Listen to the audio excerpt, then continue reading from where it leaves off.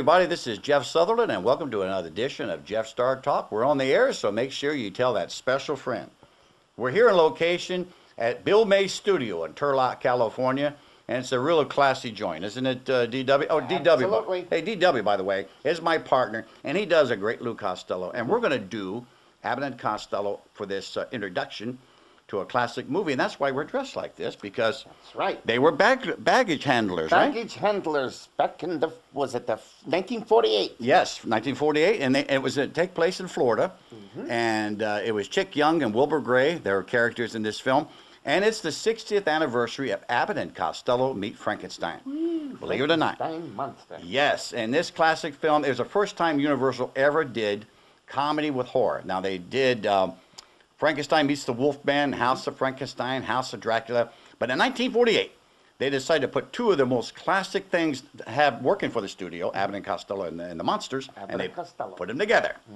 And in this film, you'll only see Bud and Lou, but the great Lon Chaney Jr., who played the Wolfman, Lawrence Talbot. And That's right. What a great character. No one else ever played the Wolfman except for Lon Chaney in the Universal years. And then also we have the great Glenn Strange. Glenn Strange, and he was very strange indeed. Yeah. And you know, our TV audience may remember him, Lou, for the... That's right. I used to remember that he was the bartender in the Long Branch Saloon in... What was it Gunsmoke. called? That's right. And he played Sam the bartender. That's right. That's right. And he was also in a score of B westerns and a great character actor.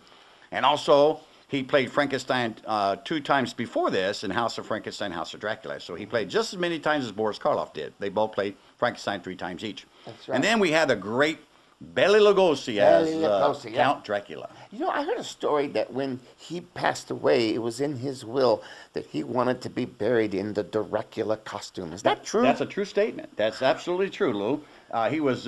He died in 1956 after that Ed Wood's movie.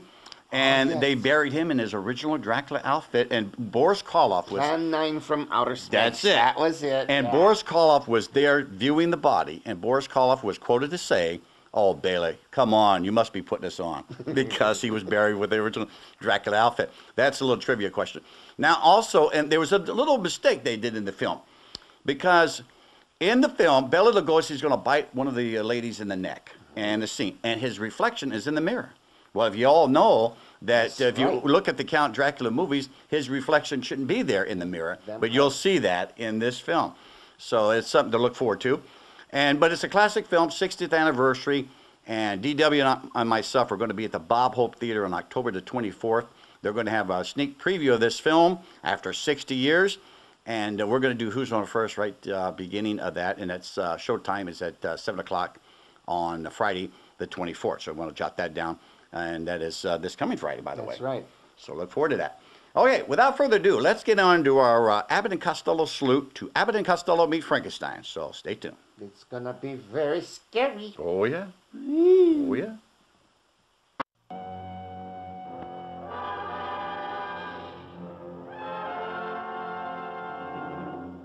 Count Dracula sleeps in this coffin, but rises every night at sunset. Chick is right. This is awful silly stuff.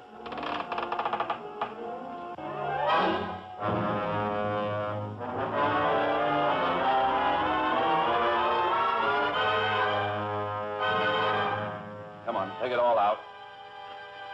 Wow! Look out, Chick! Cover it up! What's the matter? Cover it up! Wait a minute. The nation's top comics, Abbott and Costello. Petrified, but hilariously. Plus the dangerous and terrifying Wolfman, played by Lon Chaney. Plus that fiend out of a nightmare, the vampire Batman, Count Dracula, played by Bela Lugosi. Plus the most dreaded creature of them all, the Frankenstein monster, played by Glenn Strange. Plus a couple of luscious but designing females in the spookiest laugh fest on record.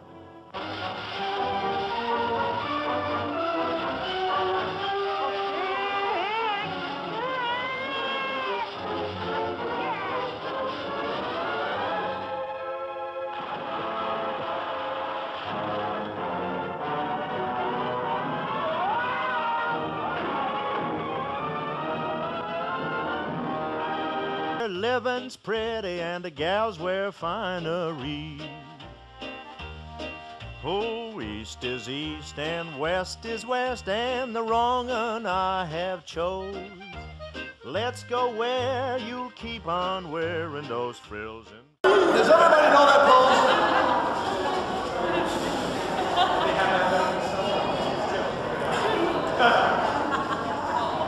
Costello, I don't know about this. I bet you he buys his clothes at Wagner's Big and Tall. Oh. Is this Herman the Monster, or is it Frankenstein? Or both?